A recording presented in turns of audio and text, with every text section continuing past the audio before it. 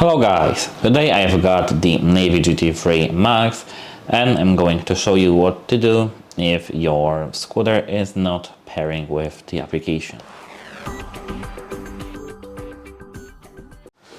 At first, what I do recommend to do before everything, hold the brake lever over here and click the power button quickly, very quickly 5 times. Now we've performed a factory reset.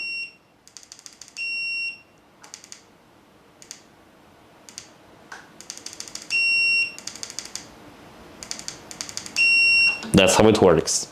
We now did a factory reset, which reset all the connections, deleted everything that we have stored previously on this device. Now everything should be fine. So try to pair it now.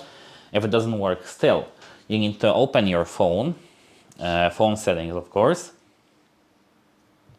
Open your phone settings, and here in the phone settings you need to go to Bluetooth. If you have any NAVEE device over here, you need to uninstall it.